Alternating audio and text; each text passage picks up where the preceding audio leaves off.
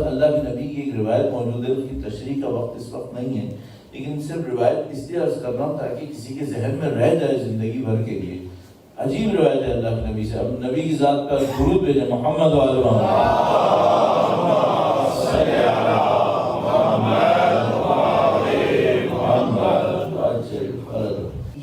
یہ روایت میں اس لیے نہیں سنا رہا کہ دنیا سے ہمارا کوئی تعلق نہیں ہے، ہمیں دنیا بالکل کوئی کوشش نہیں کرنی ہے، اس لیے نہیں کہہ رہا۔ آپ ضرور کماؤ، آپ ضرور دنیا کے لیے کوشش کرو، محتاج تو ہرگز کسی کا مت بننا، ان نہیں کرنا، صحیح ہے۔ اب یہ ایک علیحدہ مسئلہ ہے، دنیا مل بھی جائے تو کرنا کیا ہے، یہ ایک علیحدہ مسئلہ ہے۔ کیوں؟ اس دنیا میں میری تمہاری قبر میں نہیں جانا ہے، اور ہماری اصلی ضرورت مرنے سے پہلے نہیں ہے، ہماری اصلی ضرورت مرنے کے بعد ہے۔ تو تمہیں اور مجھے دنیا کو ایک ایسی کرنسی میں چینج کرنا پڑے گا جو اس دنیا میں کام آ جائے۔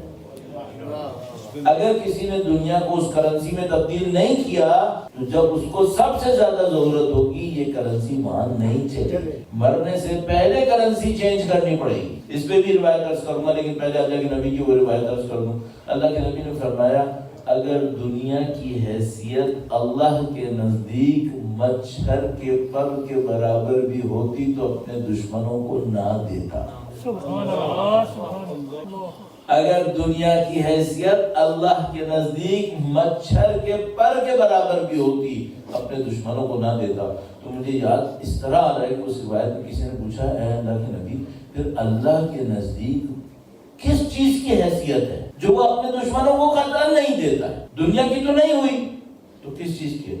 تو نبی نے فرمایا اللہ کی یاد، اللہ کا خوف۔ وہ لوگوں کے دلوں سے بھلا دیتا ہے جن کو وہ پسند نہیں کرتا، وہ اپنے خوف کو لوگوں کے دلوں سے نکال دیتا ہے جن کو پسند نہیں کرتا۔ باقی دنیا تو قارون کو بھی دیتا ہے، دنیا تو فرعون کو بھی دیتا ہے، دنیا تو سب کو دے دیتا ہے، صحیح ہے۔ اب آپ کہیں مولانا یہ آپ نے کیا کیا، دنیا نہیں چاہیے؟ چاہیے دنیا، اس کو چینج کرنا پڑتا ہے، اس کی کرنسی چینج کرنی پڑتی ہے۔ ایک اور واقعہ عرض کرتا چلو، ایک بار پھر نبی اور اولاد نبی پہ درود بھیجیں، محمد و آل محمد، صلی علی محمد و آل محمد۔ ایک ہمارے یہاں بہت عجیب سا ایک ٹرینڈ ہے، ایک طریقہ رویہ، وہ کیا ہے پتہ نہیں کہاں سے میں نے زندگی بنائی ہوتی ہے، دنیا بنائی ہوتی ہے، کبھی صحیح سے کبھی غلط سے۔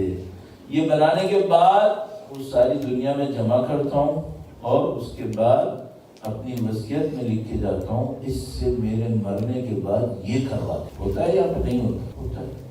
دو روایت، ایک روایت میں فرمایا دنیا میں سب سے زیادہ جس انسان کے اوپر دل پہ حسرت آئے، غم آئے گا اور اس غم سے مرے گا وہ کون سا شخص؟ کہا وہ شخص ہے، مجھے دوسری روایت پہ اس کا نہیں سنا، کہا وہ شخص ہے جو اپنی زندگی بتا دے گا دولت بنانے کی، صحیح اور غلط سے بنائے گا، جب مرنے لگے گا تو اس کی دولت میراث میں ملے گی اس کے پسماندگان، اس کے ورثاء کو وہ دولت میراث میں ملے گی۔ وہ جو اس کے ورثاء ہوں گے وہ عقل مند ہوں گے، وہ کہیں گے ہمیں اس کی دنیا نہیں چاہیے، وہ کہیں گے ہمیں اس کی دنیا نہیں چاہیے، وہ اس دنیا کو اللہ کی راہ میں دے کر اس دنیا کو فارغ کر۔ صحیح؟ تو کہا یہ آدمی سب سے زیادہ حسرت والا ہوگا، کیوں؟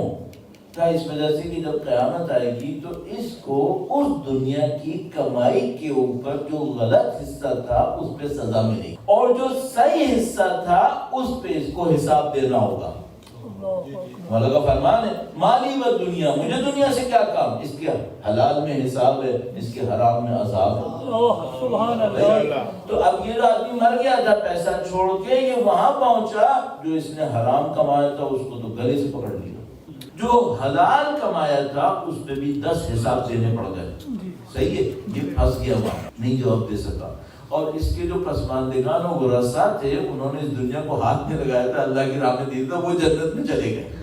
تو روایت نے کہا کہ جو ان کو جنت میں جاتا دیکھے گا اور حسرت سے مرے گا کہ اگر کاش میں بھی یہی کر لیتا جو انہوں نے کیا، میں احمق کمانے پہ بھی عذاب اٹھا رہا ہوں اور میرے بعد ورثاء یہ کتنے عقل مند تھے، انہوں نے میری دنیا کو ہاتھ میں لگایا، اللہ کی راہ میں دیکھیے کہ جنت میں چلے گئے، میں پھنس گیا۔ یہ ایک روایت ہو گئی۔ ایک اور روایت اس کا اللہ کے نبی کو کسی نے بتایا ہے اللہ کے نبی ایک آدمی مدینے میں مر گیا ہے، بہت پیسے والا تھا، اس کے پاس بہت بڑا گودام تھا، ویئر ہاؤس، بہت بڑا گودام. اس گودام میں اناج بھرا ہوا ہے. اب نہیں معلوم اس میں کھجور بھی تھا، اس میں گندم بھی تھا، اس میں نہیں معلوم چاول بھی ہوگا یا نہیں تھا. تو کہا وہ اس نے گودام چھوڑا، اس میں اناج بھرا ہوا ہے. مرتے وقت وصیت کر کے گیا ہے کہ اللہ کے نبی سے میری طرف سے درخواست کرنا کہ میرا سارا مال اللہ کے نبی بندوں میں تقسیم کر. اللہ کے نبی نے کہا کہ ٹھیک میں آتا ہوں. اللہ کے نبی تشریف لے گئے، وہاں پہ گئے، اس کے گودام کو کھلوایا، وہاں سے سارا اناج نکلوایا، اور اس اناج کو نکلوا کے کس نے تقسیم کیا؟ خود اللہ کے نبی. اس سے بڑھ کر کچھ ہو سکتا ہے؟ جب تقسیم ہو گیا تو اللہ کے نبی نے کہا کہ احتیاطاً اس کے گودام میں جا کے جھاڑو لگاؤ، تاکہ اگر گندم کے دانے بچ گئے ہوں، کوئی کھجور کا دانہ بچ گیا ہو، وہ بھی آ جائے، اس کی امانت ہے، پہنچاؤ. تو لوگ گئے، انہوں نے جا کے گودام کو جھاڑو لگائی. جھاڑو جو لگائی تو ایک کھجور کا دانہ نکلا سوکھا ہوا، کھجور کا ایک دانہ نکلا سوکھا ہوا، چھوٹا سا.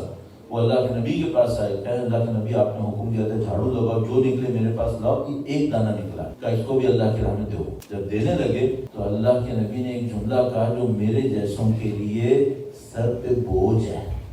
وہ کیا کہا کہ یہ اگر اپنی زندگی میں یہ دانہ دے دیتا، اس پورے گودام سے زیادہ ثواب ملتا. سبحان اللہ. مرنے کے بعد کرنسی کی قیمت 100 بھی نہیں ہے، 100 کی ایک بھی نہیں ہے. اچھا کیوں اللہ، اے اللہ تو نے کیوں کیا کہ مرنے کے بعد قیمت اتنی گرا دی؟ اس نے اللہ کو دیا ہی اس وقت ہے جب اس کے کسی کام نہیں آیا.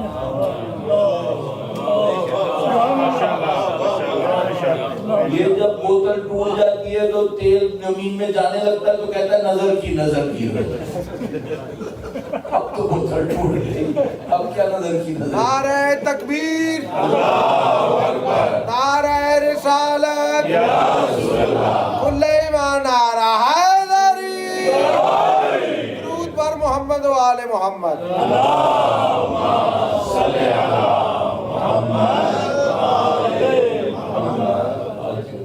تو بھائیو، میری جیسی عمر والوں اور مجھ سے بڑی عمر والوں اور مجھ سے کم عمر والوں، موت کسی کو نہیں پہچانتی. موت آئی ڈی کارڈ پہ ایج دیکھ کے نہیں آتی ہے. یاد رکھنا، ساری چیزیں پسماندگان کو چھوڑ کے بن جاؤ، وہ کریں گے، وہ کر بھی لیں تمہیں 100 کا 1 ملے گا.